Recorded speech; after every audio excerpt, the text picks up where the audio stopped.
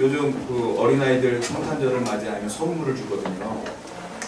저도 이제 아이들이 있으니까 선물을 준비하면 애들은 예전에 우리 권사님들이나 집사님들은 훨씬 더 옛날에 어린 시절을 보내셨기 때문에 무슨 선물 받으시는지 기억도 모르겠어요. 요즘 애들은 무슨 성탄절이나 뭐 크리스마스라든지 좋은 날이 되면 고가를 원해요. 고가를. 뭐 만 원 이상, 만 원 이하 이런 건 받지도 않아요. 굉장히 고가를 원해요. 뭐 게임기라든지 레고라는 그 장난감인데 그것도 깜짝 놀랐어요. 거의 10만 원 넘더라고요. 이런 거 원해요, 애들이. 그런데 제가 어렸을 때는 뭐가 제일 많이 받았냐면 요즘은 잘 나오는지 모르겠어요. 그 종합 선물 세트라고 과자 있었거든요. 그거 정말 행복했거든요. 그 양갱도 들어있고 캐러멜, 뭐 사탕, 과자 막 들어있거든요. 그거 아끼어 먹느라고 몰래 하나씩 하루에 하나씩 먹고 막 그랬던 기억이 있어요.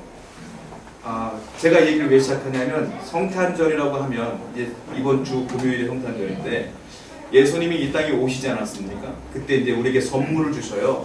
근데 우리가 알고 있기는 우리가 예수님을 믿음으로 구원을 받는다 이 정도만 알고 있지만 사실 예수님이 주신 선물은 굉장히 많습니다. 그 선물이 마치 종합 선물 세트와 같이 많아요. 다시 그 선물이 무엇인가를 한번 살펴보려고 해요. 오늘 먼저 예수님이 이 땅에 오시게 되는데 어떻게 오시게 되느냐면 알다시피 구유에 누워서 오시게 돼요. 베들레헴의 마구간에 오시게 되지 않습니까? 그리고 그분이 말 구유에 태어나시게 돼요. 이건 다 아는 얘기예요. 어린 시절부터 다 알게 됐고 뭐 예수를 믿든 안 믿든 간에 뭐 그림이라든지 뭐 TV를 보면 성화 자체가 그런 것들이 많이 있으니까 다 알게 돼요. 자, 문제는 뭐냐면 제가 말씀드리고 싶은 건 예수님이 그렇게 고귀한 분이신데 고배로운 분이시고 우리에게 놀라운 선물을 주실 분인데 포장지라고 할 수 있는 그 모습 자체가 너무 초라하다는 거예요. 좋은 집안에서 오신 것도 아니고 부모가 굉장히 가난한 사람이었어요. 요셉과 마리아는 굉장히 가난했어요.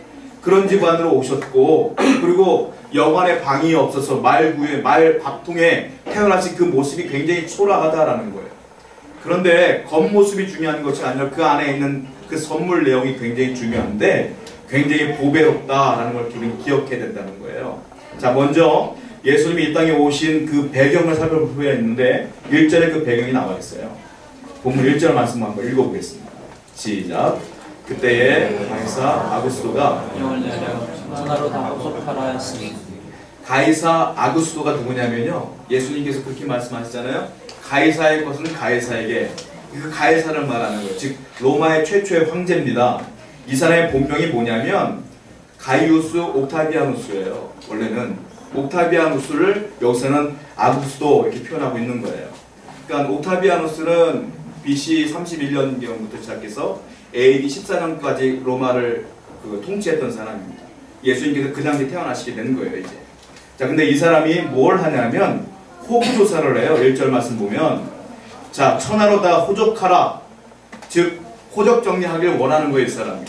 그래서 예수님의 부모님이었던 마리아와 요셉이 호적 정리하러 떠나는 과정이 이제 나오기 시작하는 거예요. 자, 왜 호구조사를 하냐면 이유가 두 가지가 있어요. 첫 번째로 이 사람이 소속이 어디 있는지, 이 사람의 이름이 무엇인지를 정확히 알기를 원했던 거예요. 오늘날로 말하면 주민등록증을 재발급하는 거 똑같은 거예요. 왜냐하면 첫 번째, 세금을 확실하게 얻기 위해서 그래요. 돈이 너무 궁하다 보니까 세를 확장하기 위해서 이걸 시킨 거예요. 근데 왕이 명령했는데 안 간다? 이건 사형감이거든요. 그러니까 이 사람들 다 갈 수밖에 없어요. 또 다른 이유가 있는데 치안 때문에 그래요. 이 사람들의 소적이 제대로 올라와 있지 않으면 사람을 살인해도 누가 누굴 죽였는지 모르니까 치안을 위해서 이것을 실시하는 거예요. 두 가지 이유 때문에 그래요. 그러다 보니까 로마는 굉장히 발전된 나라인 것 같아요. 이렇게 정확하게 체계적으로 이미 굉장히 오랜 시절부터 이런 국가의 통치 개념이 있었던 거 보면 대단했던 나라인 것 같아요.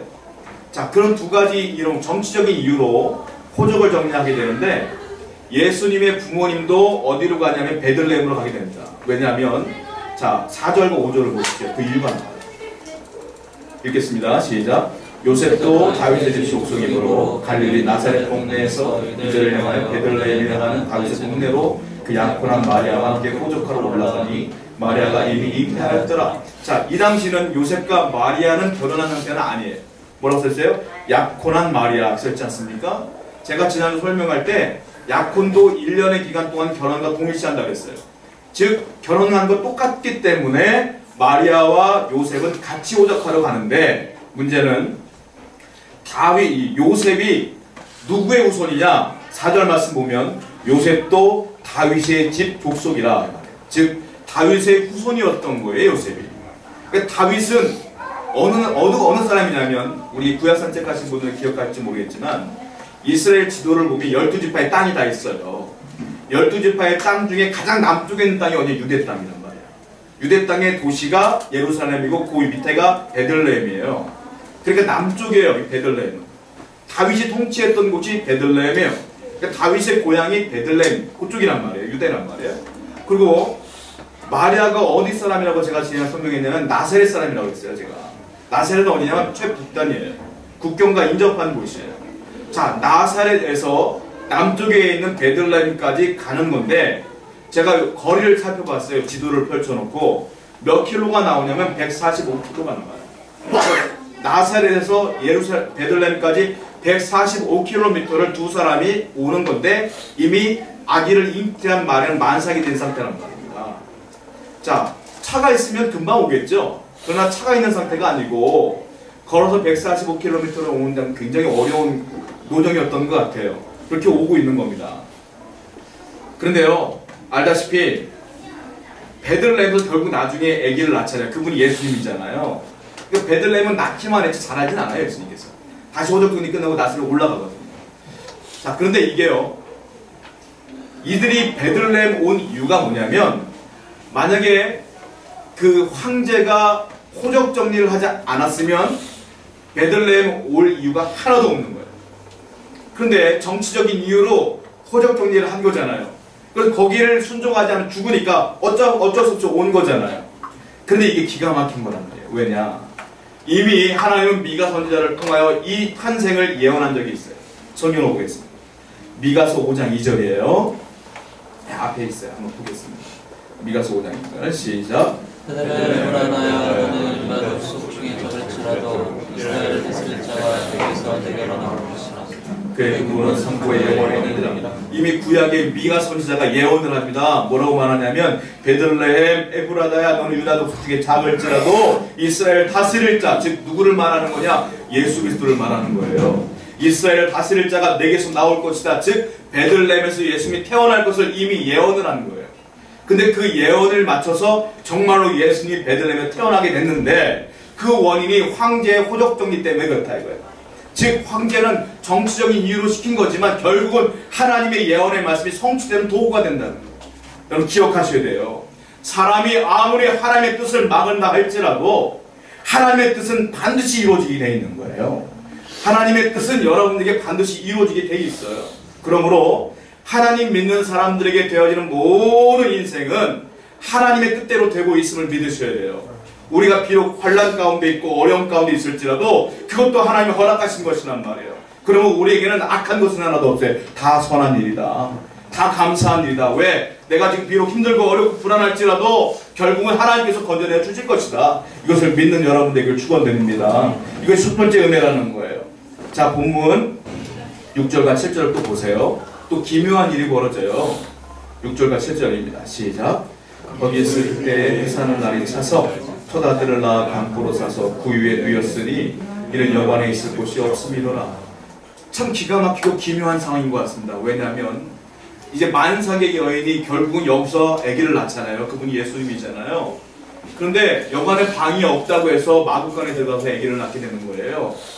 여러분 이게 말이 됩니까? 아무리 사람이 악하다 할지라도 이럴 수는 없잖아요.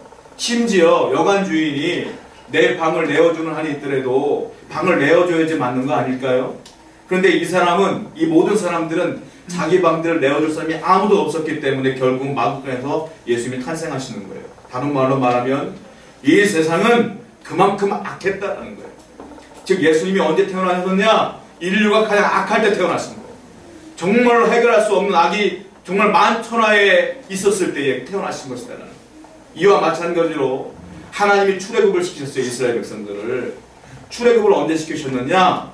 그들이 고통 중에 몸부림치며 더 이상 고통이 없을 정도로 정말 최악의 고통이었을 때 모세가 등장하여 그들을 출애굽시킨 거 아니겠어요? 하나님의 은혜는 이래요. 가장 악할 때, 가장 최악일 때 그때 하나님이 역사하셔요. 그래서 내가 더 이상 무너지지 않도록 하나님 막아주신다. 이 사실을 기억하시고 이 성탄의 계절에 감사함으로 기대함으로 우리 맞아야 될 줄로 믿습니다. 자, 우리 또 기억해야 될 게 있습니다. 예수님이 이와 같이 마구간에 태어나셨는데 제가 아까 서두에 말씀드린 것처럼 겉으로는 참 초라해요. 그런데 그 안은 너무너무 고귀한 보배가 있다는 거예요. 제가 그 성탄절 때 기억나는 게 있는데 제가 학생부 때인가 그 전통처럼 되는 게 선물 교환식 있잖아요. 성탄절 때 학생부도 예전에 했던 것 같은데 선물을 다 준비를 해서 이쁘게 포장을 해서 갖다 놔요. 갖다 놓고 이제 학생부 예배 끝나고 전사님과 함께 이제 대비 뽑아서 그 성탄 선물 교환을 하는데 제가 운이 좋게도 1등으로 뽑힌 적이 있어요. 제가 먼저 선물을 고르는 특권을 얻게 된 거죠.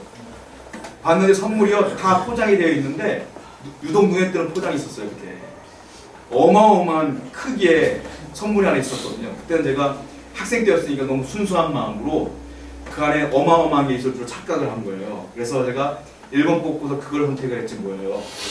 뜯어버리는데 포장지를 뜯는 순간 라면 박스가 나오더라고요. 그 라면 박스를 여는 순간 뭐가 있었냐면 반전이에요. 두루마리 휴지 하나 쓰던 거 그게 하나 들어있더라고요. 제가 얼마나 충격을 받은지 몰라요. 나는 아주 고귀하게 선물을 사왔는데 누가 사는지 뭐 화가 나더라고요. 근데 조그만 포장지가 있었거든요. 제일 작은 게. 그게 뭐냐면은 그 당시에 학생들이 갖고 싶었던 어떤 물건은 기억이 잘 안 나지만 제일 좋았던 기억으로 기억해요. 저는 제일 좋은 게 제일 작은 포장이었던 거예요. 여러분 선물 포장하거나 선물 교환하실 때 그런 반전이 종종 있잖아요. 예수님도 마찬가지인 것 같아요. 겉으로는 화려하지 않지만 그 안에는 어마어마한 보화가 있어요. 정말로 놀라운 보화가 있어요. 자, 그렇다면 우리 이유를 알아야 돼요. 왜? 예수님이 왜 초라하게 오셨을까? 왕궁으로 오지 않고 이렇게 초라하게 왔을까? 첫 번째 이유가 있습니다. 뭐냐면 믿음의 사람을 선별하기 위해서요. 그래서 초라하게 오신 거예요. 왜냐? 여러분 그렇게 초라하게 오셨기 때문에 믿음이 있는 사람만이 그분을 구세주로 영접해요. 믿음이 없으면 그분을 구세주로 영접할 수가 없어요. 왜? 겉의 모습이 그렇게 초라한데 어떻게 믿겠어요? 그분이 하나님의 아들인 걸 어떻게 믿겠어요? 믿음으로만 가능한 거예요. 그래서 얘가 믿음이 있느냐 없느냐 이걸 선별하기 위하여 하나님은 그렇게 오셨다라는 걸 기억하셔야 돼요. 두 번째로는 누구나에게 빈부귀천을 따지지 않고 누구나에게 구원을 선물하기 위해서 오신 거예요. 만약에 왕의 모습으로 오셨다면 가난한 사람들은 얼굴도 못 마주쳤을 거예요. 예수님께. 그러나 그분을 믿음으로 바라보면 왕도 무릎을 꿇어요. 그러나 가난한 자도 믿음으로 바라보면 그분들에게 무릎을 꿇을 수가 있는 거예요. 그래서 이 두 가지 이유로 귀천하게 오셨다는 사실을 우리 기억해야 되는데 예수님의 오신 이것이 바로 은혜예요. 은혜. 자, 성경을 한번 보겠습니다. 아까 읽었던 말씀인데요. 본문 로마서 8장 32절입니다. 한번 읽어보겠습니다. 시작. 자기 아들을 아끼지 아니하시고 우리 모든 사람을 위하여 내주시니가 어찌 그 아들과 함께 모든 것을 우리에게 주시지 아니하겠느냐. 잘 보세요. 중요한 말씀이에요. 자, 예수님이 오셨어요. 오셨는데 말씀을 보면 자기 아들을 아끼지 아니하시고 우리 모든 사람을 위하여 내주시니가. 우리가 오해하면 안 돼요. 여기서 보면 모든 사람을 위하여 오신 걸로 우리가 오해할 수 있어요. 모든 사람을 위해서 오신 게 아니에요. 잘 보세요. 앞에 뭐가 있냐면 우리 모든 사람을 위하여 내주시니가 이렇게 표현되고 있다고 해요. 우리가 뭡니까? 우리 나와 같은 마음을 가진 사람을 우리라고 그러잖아요. 이 로마서는 누가 썼냐? 사도 바울이 썼어요. 사도 바울이 말하는 게 뭐냐면 우리 모든 사람이라고 하는 것은 나와 같이 예수님을 그리스도로 영접한 모든 사람을 말하는 거예요. 즉 예수님을 영접하지 않은 사람들이 이 모든 사람에 포함되지 않는 거예요. 즉 예수님이 오신 구원의 선물은 누구에게 오는 거냐면 사도 바울처럼 예수님을 구원자로 믿은 사람들에게 주신 것이다 이거예요. 바로 여러분들에게, 여러분 모두에게, 믿음 모든 사람에게 이 은혜를 주신 것이다 라고 사도 바울은 이야기하고 있다는 겁니다. 또 하나, 어찌 그 아들과 함께 모든 것을 우리에게 주시지 아니하겠느냐. 여기서 모든 것이 나와요.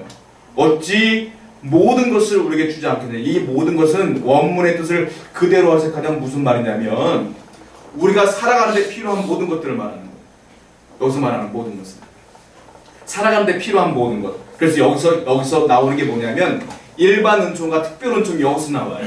앞에 것은 뭐냐? 특별 은총이고 우리 모든 것은 뒤에 있는 모든 것은 뭐냐? 일반 은총이에요. 즉 우리가 먹고 사는데 필요한 공기, 물 이런 것들은 바로 모든 것이 포함되어 있는 거예요. 일반 은총. 그리고 앞에 있는 우리 모든 사람은 예수를 영접함으로 얻게 되는 구원을 말하는 거예요. 이 얘기를 하고 있다는 거예요. 그러므로 여러분들은 특별 은혜와 일반 은혜를 다 받은 사람들이라는 거예요. 할렐루야. 더 이상 받을 은혜가 없는 분들이에요, 여러분들은. 그래서 가장 소중하다는 거예요. 근데 사람이 욕심이 많기 때문에 이것도 주세요, 저것도 주세요. 하나님은 이미 다 주셨어요. 살아가는 데 필요한 모든 것들을 다 주셨어요. 어저께 그 TV를 잠깐 보다가 김혜자 씨가 나와서 인터뷰하는 걸 잠깐 봤는데 뭐라고 말씀하시냐면 아프리카 봉사를 많이 다니시잖아요. 그분이 권사님으로 제가 알고 있거든요. 봉사를 많이 다니시는데 뭐라고 말하냐면 아프리카를 가면 내가 한국에서 고민하는 모든 것들이 쓰레기인 것을 알게 된대요. 거기서는 정말로 감사밖에 없대요. 저도 선교를 오지로 몇 번 가봤는데 정말 그래요. 휴대폰 필요 없어요. 없으니까 너무 행복해요. 거기는 물이 없어서요. 빗물을 받아다가 하루 동안 재워놓으면 빗물 그 찌꺼기가 내려가잖아요. 그래도 흙탕물이기 때문에 뿌예요. 그거 먹어요. 제가 그거 먹고 설사 많이 했거든요. 물이 그거밖에 없어요. 그거 먹고 살아요. 그래도 늘 웃어요. 근데 우리는 너무 고민이 많아요. 그걸 쓰레기라고 표현하시더라고요. 그분은. 이야, 너무 감동받았어요. 여러분, 그래, 우리는 받을 은혜가 없어요. 일반 은혜, 특별 은혜 다 받았는데 뭘 받겠어요? 나머지 다 욕심입니다. 욕심. 여러분, 오늘 우리 욕심을 버리시고 늘 감사가 넘치는 여러분 됐으면 좋겠습니다. 잘 보십시오. 일반 은혜가 뭐냐? 마태복음 5장 45절을 보십시오. 마태복음 5장 45절입니다. 읽겠습니다. 시작. 이같이 한즉 하늘에 계신 너의 아버지의 아들이 되리니 이는 하나님이 그 해를 악인과 선인에게 주시며 비를 의로운 자와 불의한 자에게 내려주십니다. 보세요. 햇빛을 말하는 거예요. 해를 악인과 선인에게 비친대요. 악한 사람이나 선한 사람이나 믿는 사람이나 안 믿는 사람이나 다 해보고 사는 거예요. 또 하나, 비를 의로운 자나 불의한 자에게 내려주신대요. 믿는 자나 의로운 자나 불의한 자나 악한 자나 또 비를 다 맞는 거예요. 이게 일반 은총이에요. 누구나게 다 내려주는 하나의 은혜다 이거예요. 그러나 특별 은총이 있어요. 요한복음 1장 12절 보십시오. 읽겠습니다. 시작. 영접하는 자, 곧 그 이름을 믿는 자에게는 하나님의 자녀가 되는 권세를 주셨으니, 영접하는 자가 뭡니까? 예수님을 나의 구원자로 영접하는 자, 믿는 자, 그 이름을 믿는 자들에게는 하나님의 자녀가 되는 권세가 뭐냐면 원문을 그대로 해석하냐면 특권을 말해요. 특권. 하나님의 자녀가 되는 특권을 주셨으니 이 말이에요. 즉 이거는 특권은 특별한 사람에게 주는 거예요. 예수님을 영접한 사람에게만 구원이 있습니다. 할렐루야. 그러므로 여러분들에게는 놀라운 은혜가 이미 임하고 있다. 이 사실을 기억했으면 좋겠어요. 제가 한 번은 신문을 읽다가 영화배우 중에 톰 크루즈라고 유명한 분이 있어요. 그분이 딸을 너무 사랑하거든요. 그 딸이 생일을 맞이하여 아빠가 얘기했대요. 톰 크루즈가 야 네가 갖고 싶은 선물을 한번 써봐라 그랬더니 이 딸이요 워낙 부유하게 살았으니까 얘가 막 썼나 봐요. 그 썼더니 그 계산을 해봤더니 얼마가 나냐면 1억 4천만 원이 나온 거예요. 그 딸이 쓴 액수가 뭔지 알아요? 조랑말 한 마리, 뭐 드레스 얼마짜리, 뭐 나도 뭐 귀걸이 같은 게 필요해 이렇게 썼던 게 1억 4천만 원이에요. 톰 크루즈가 놀랬대요. 근데 딸을 너무 사랑해서 그걸 다 사준 거예요. 조랑말이 얼마냐면 조랑말이 10만 달러였대요. 그거 사줬고 1,500달러짜리 드레스 사줬고 생일 때 15,000달러짜리 다이아몬드 귀걸이까지 사줬대요. 근데 조랑말을 사다 보니까 조랑말을 살 데가 없잖아요. 그래서 마구간도 지어줬대요. 그랬더니 1억 4천만이 됐더라. 이걸 제가 읽은 적이 있어요. 기가 막히죠. 여러분, 이와 같이 인간도 자기 딸을 위해 자녀를 위해 아끼지 않아요. 하나님은 오죽하고 있습니까? 여러분들 창조하신 하나님은요 이 세상 모든 걸 주셔요. 당신의 아들 예수님도 주셨어요. 그게 성탄절에 이걸 기억하시기 바랍니다. 그럼 우리는 감사하게 넘쳐요. 자, 그렇다면 제가 종합선물서 드리려고 했는데 어떤 선물을 줬느냐. 첫 번째, 구원의 선물을 주셨어요. 이게 가장 중요합니다. 믿는 모든 사람들에게 구원을 주셨습니다. 인간은 죽습니다. 인간 영원한 사람 없어요. 불로초를 먹어도 죽어요. 인간 다 죽게 되어 있어요. 그 이후에 어떻게 할 거냐는 그 이후에 구원을 주셨어요. 하늘나라 올라갈 놀라운 축복을 주셨어요. 예수를 믿는 사람들에게. 자, 성경을 보겠습니다. 요한복음 5장 24절 말씀입니다. 읽겠습니다. 시작. 내가 진실로 진실로 너에게 이르노니 내 말을 듣고 또 나 보내신 이를 믿는 자는 영생을 얻었고 심판에 이르지 아니하나니 사망에서 생명으로 옮겼느니라. 이 말은 무슨 말이냐? 나를 믿으면 영생을 얻을 것이며 심판에 이르지 않을 것이다. 심판은 너 믿었냐 안 믿었냐 하고 하는 백보자 심판을 말하는 거예요. 안 믿은 사람은 지옥, 믿은 사람은 천국, 이 심판을 말하는 거예요. 즉 믿으면 심판에 이르지 않을 거야 라고 예수님께서 이미 말씀하셨어요. 그런데 믿는 사람들은 심판 안 받느냐? 심판 받아요. 우리 심판 받아요. 무슨 심판 받느냐? 상급 심판 받아요. 그러니까 백보자 심판이 아니야. 천국 갈래 지옥 갈래가 아니라 네가 얼만큼 나를 위해 일했느냐, 이건 받아요. 성경을 보겠습니다. 고린도 후서 5장 10절이에요. 이게 상급 심판 말씀인데 읽어보겠습니다. 시작. 이는 우리가 다 반드시 그리스도의 심판대 앞에 나타나게 되어 각각 선악간에 그 몸으로 행한 것을 따라 받으려 합니다. 심판대 앞에 서게 돼 있어요. 우리도. 자, 이는 우리가 누구예요? 고린도 후서도 사도 바울이 쓴 거예요. 사도 바울을 포함한 모든 믿는 사람들을 말하는 거예요. 우리도 그리스도의 심판대 앞에 선다. 근데 뭘 쓰느냐? 선악간에 그 몸으로 너희들이 육체적으로 그 몸으로 행한 것을 따라 받을 것이다. 상급받는 심판은 있다 이 말이에요. 심판은 다 맞지만 중요한 건 뭐냐면 너희들은 구원의 100%의 심판은 오케이 넘어간 거야 이 말이에요. 그러니까 구원에 대한 의심은 하지 말아라 이 말이에요. 여러분 우리는 구원 받았어요. 절대로 흔들리면 안 돼요. 그런데 이 세상을 살아가는데 걱정이 있죠. 내가 지금 믿음이 좋아서 구원 받은 것 같은데 때로는 사람이요 이렇게 행복하게 살 수가 없어요. 기도하던 사람이 기도 못할 수도 있고 예배하던 사람이 예배 못할 수도 있고 그런 거 아니겠어요? 그때마다 우리 가운데 불안감이 엄습해져요. 내가 과연 이런 모습으로 하늘나라 갈 수 있을까? 그런 고민들을 해요. 그럼 고민할 필요가 없어요. 예수님이 말씀하셨어요. 요한복음 10장 28절 보세요. 염려할 필요가 없어요. 요한복음 10장 28절 읽겠습니다. 시작. 내가 그들에게 영생을 주노니 영원히를 맞이할 것이요 또 그들을 내 손에서 빼앗으리라. 내가 그들에게 누구 예수 나를 믿는 그들에게 영생을 주노니 영원히 멸망하지 아니할 것이 영원히 이미 영원히 멸망하지 않을 거래요. 그러면서 또 그들을 내 손에서 예수님의 손에서 빼앗을 자가 없느니라. 영원히 빼앗을 자가 없다고 주님께서 말씀했어요. 이게 뭐냐? 신학 용어로 성도의 견인이라고 해요. 무슨 말이냐? 내가 구원받는 게 아니라 주님이 나를 붙들고 있었기 때문에 구원받는 거예요. 주님이 구원시켜준다 이거예요. 그러므로 주님은 영원히 불변한 분이기 때문에 여러분들의 자그마한 실수 때문에 구원 못 받는 일은 절대 없다. 예수 믿는 게 가장 중요합니다. 이게 놀라운 선물이에요. 자, 두 번째 선물이 있는데요. 사죄할 수 있는 선물이에요. 사죄의 선물이 있어요. 그게 뭐냐면 하나님의 자녀가 되어도요 우리가 죄를 지어요. 죄 안 짓고 사는 사람 아무도 없어요. 목사도 져요. 선교사도 지고요. 권사님도 당연 다 져요. 죄를 다 쳐요. 그러니까 그러나 성경에서 뭐라고 말하냐면 죄책에선 벗어나요. 구원을 받으면. 예수님을 믿으면 죄의 책임에서 벗어나게 되면 구원을 받는 거예요. 그러나 인간은 악하기에 죄성은 있어요. 죄성은 있기 때문에 죄를 지을 수밖에 없어요. 그러나 이것도 염려할 필요가 없어요. 왜냐? 자, 로마서 8장 1절을 보십시오. 사도 바울이 우리에게 위로의 말씀을 줍니다. 로마서 8장 1절입니다. 시작. 그러므로 이제 그리스도 예수 안에 있는 자에게는 결코 정죄함이 없나니 예수 그리스도 안에 있는 예수님을 믿는 사람들은 결코 반드시 정죄함이 없다. 무슨 말이냐? 그분이 너를 정죄하지 않을 것이다 이 말이에요. 정죄함이 없다는 말은 그 말이에요. 우리 주님은 나를 정죄해서 너 이런 죄를 졌어? 내치지 않아야 할 것이다 이 말이에요. 그분은 그런 분이 아니라는 거예요. 그러니까 막상 그냥 그렇지가 않아요. 사죄의 은혜가 뭐냐면 요한일서 1장 9절을 보십시오. 읽겠습니다. 시작. 만일 우리가 우리 죄를 자백하면 그럼 믿으시고 의로우사 사하시며 우리를 모든 불의에서 깨끗하게 하실 것이다. 죄성이 있는 우리에게 주시는 은혜가 있는데 그게 뭐냐? 회개의 은혜예요.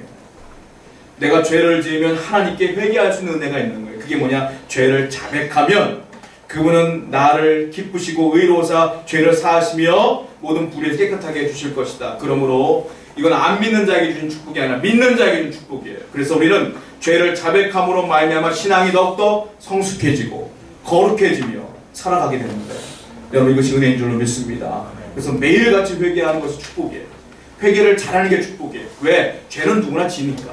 회개를 안 하는 게 저주예요. 회개를 잘하는 게 축복이고 안 하는 게 저주예요. 그러면 항상 죄를 깨닫고 주님께 나가는 여러분에게 축원드립니다. 세 번째 선물이 있어요. 예수를 믿는 사람에게. 뭐냐? 기도의 선물. 기도는 안 믿는 사람에게 준 축복이 아니라 믿는 사람에게 준 축복이에요.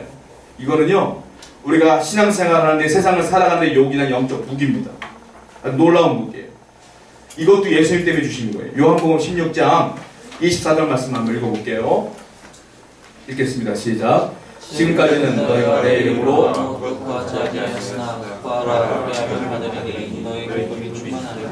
아멘. 이제는 안 구했으나 나를 믿으니까 이제부터는 구해라 이 말이에요. 안 믿었을 때는 못 구했으나 이제는 나를 믿으니까 나한테 구해라. 그러면 어떻게 해요? 너의 기쁨이 충만하리라. 응답이 이거예요. 기쁨이에요. 응답이. 그러므로 예수를 믿은 사람들이 기도하면 기쁨이 충만해지는 거예요. 할렐루야. 아니 문제는 그대로 있을지라도 내 마음이 평안해지는 거예요. 이게 기도 응답입니다. 기도할 수 있는 놀라운 은혜가 있어요. 그리고 또 말하고 있죠. 요한일서 5장 14절 15절 보십시오. 언제 기도합니까? 여기 나와 있어요. 요한일서 5장 14절 15절 시작. 그를 향하여 우리가 가진 바 담대한 이것이니 그 뜻대로 무엇을 구하는 그릇입니다. 우리가 무엇인지 구하는 바를 들으시는 줄을 안즉 우리가 그에게 구하는 그것을 얻을 줄을 또한 아느니라. 가장 중요한 단어가 이거예요. 그를 향하여 우리가 가진 바 담대함이 이것이니 뭐라고 했어요? 그의 뜻대로 무엇을 구하면 들으실 것이라. 담대함이 뭐냐면 언제 어디서나 구하라는 뜻이에요. 언제 어디서나 어떤 상황에서도 구해라. 그러면 다 듣는다. 그의 뜻대로 구하는 건 다 듣는다. 그러나 그분의 뜻대로 구하지 않는 것은 거절하시든지 기다리라 하시든지 침묵하시든지 그게 응답인 거죠. 그분의 뜻대로 기도하는 건 다 될 것이다. 이것이 기도의 응답의 축복입니다. 여러분들 그러므로 기도 열심히 하는 한 해가 되기를 축복드립니다. 기도할 때마다 다 응답된다는 거예요. 네 번째 축복이 있어요. 뭐냐? 그분이 나를 인도해 주셔요. 내 평생 인도해 주셔요. 그 놀라운 선물이에요. 자, 시편 23편 1절과 4절 한번 읽어볼까요? 유명한 말씀입니다. 읽겠습니다. 시작. 여호와는 나의 목자시니 내게 부족함이 없으리로다. 그가 나를 푸른 풀밭에 누이시며 쉴만한 물가로 인도하시는도다. 내 영혼을 소생시키시고 자기 이름을 위하여 의의 길로 인도하시는도다. 내가 사망의 음침한 골짜기로 다닐지라도 해를 두려워하지 않을 것은 주께서 나와 함께 하십니다. 주의 집 광야와 막대기가 나를 안위하시나이다. 여러분 인생은 광야와 같아요. 인생의 목적지를 아는 사람은 아무도 없어요. 인생의 길을 아는 사람이 누가 있겠어요? 길을 모르기 때문에 불안해요. 그렇기 때문에 두려워요. 내가 어떻게 될지 모르니까요. 자, 시편 23편 이 말씀이 그거예요. 내가 두려운 거예요. 사망의 음침한 골짜기로 하는 것처럼 괴로운 거예요. 그러나 결국은 뭔 줄 아세요? 그가 푸른 초장으로 인도하신다. 이 결론이에요. 내가 우여곡절이 많을지라도 무서웠고 불안했고 걱정스러웠지만 결국은 푸른 초장으로 그분이 인도하시도다. 이것이 결론 아니겠습니까? 하나님이 나를 그렇게 인도하신다는 거예요. 어떻게 해요? 주의 말씀과 주의 영으로 인도하신다. 성경을 보겠습니다. 시편 119편 105절입니다. 시작. 주의 말씀은 내 발의 등이요 내 길의 빛이니이다. 뭐가요? 주의 말씀이. 그러므로 성경 말씀을 많이 읽으셔야 되고요. 설교 말씀을 집중하셔야 돼요. 그 말씀이 내 인생의 길이 되고 빛이 되는 거 아니겠습니까? 그 말씀으로 인도하신다는 거예요. 두 번째, 영으로 인도하셔요. 로마서 8장 14절입니다. 읽겠습니다. 시작. 무릇 하나님의 영으로 인도함을 받는 사람은 곧 하나님의 아들이라. 하나님의 영으로 인도만 것. 하나님의 영이 뭐예요? 성령이에요. 즉 하나님의 영은 기도함으로 받는 거예요. 즉 우리는 평생 말씀 묵상과 기도만 잘해도 하나님의 뜻대로 살 수밖에 없어요. 할렐루야. 이것이 은혜인 줄로 믿고 여러분 항상 기도에 전념하시고 항상 말씀을 읽는 여러분들에게 축원드립니다. 마지막 선물이 있어요. 뭐냐? 우리 인생은 반드시 승리합니다. 승리의 선물을 주셨어요. 그분을 믿으면. 자, 요한복음 16장 33절을 읽어보겠습니다. 시작. 이것을 너희에게 이르는 것은 너희로 내 안에서 평안을 누리게 하려 합니다. 세상에서 너희가 환난을 당하나 담대하라. 내가 세상을 이겼노라. 우리는 이미 게임이 끝난 인생을 살고 있는 겁니다. 이미 주님이 세상을 이기셨습니다. 그러니까 우리가 할 일은 담대하라. 걱정하지 말아라. 나를 믿으니 걱정하지 말고 살아라. 이미 승리가 보장된 인생이 우리예요. 여러분 그것을 믿으십니까? 주님께서 나의 인생을 승리로 이끄셨다라는 거예요. 사도 바울도요 이 승리를 선포합니다. 로마서 8장 28절입니다. 읽겠습니다. 시작. 우리가 알거니와 하나님을 사랑하는 자 곧 그의 뜻대로 부르심을 입은 자들에게는 모든 것이 합력하여 선을 이루느니라. 모든 것은 좋은 일이든 슬픈 일이든 기쁜 일이든 괴로운 일이든 다 포함하는 거예요. 모든 일이 다 뭉쳐져 가지고 나중에 뭐가 된다고요? 선이 된다는 거예요. 그러니까 사도 바울이 말하는 건 뭐냐면 우리가 인생을 살 때 보면 우여곡절이 많다는 거죠. 자기도요 매도 맞고 죽을 고비도 넘겼다 이런 거죠. 그러나 결국은 선한 일이 되더라. 무슨 말이냐? 한마디로 부분은 질 수 있어요. 우리가 여러분 올림픽 게임 같은 거 보면은 그 중국 뭐 한국하고 종합 우승이 어디냐 따져보잖아요. 근데 뭐 태권도는 우승했지만 뭐 축구는 질 수도 있고 그런 거 아니겠어요? 나중에 금메달 종합해보면 어떻게 돼요? 우리가 많으면 종합 우승 되는 거 아니에요? 이게 그 말이에요. 우리의 삶이 우여곡절이 많지만 결국은 종합 우승한다 이거예요. 그것이 모든 것이 합력하여 선을 이루는 겁니다. 여러분 그러므로 하나님께서 우리를 승리를 준다는 사실을 기억했으면 좋겠어요. 제가 어떤 목사님의 설교가 기억나는데요. 그 목사님 미국으로 유학을 젊은 날에 가셨는데 공부를 하러 갔는데 가자마자 아프신 거예요. 근데 신장에 문제가 생기셔서 투석을 하게 된 거예요. 투석을 하는데 공부가 제대로 되겠어요? 아픈데 목회도 안 되죠. 아픈 분을 누가 손병을 하겠어요?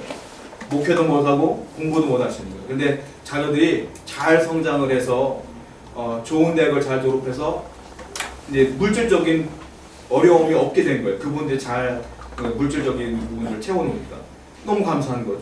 근데 신장에 대한 부분은 아직 해결이 안 됐어요. 10년 동안 기도를 하시는데 기도 제목이 몇 개가 있어요. 뭐냐면 하나님 내가 신장 기증받게 해주십시오. 그런데 조건이 있는데 첫 번째 알코올 중독자의 신장은 받기 원하지 않습니다.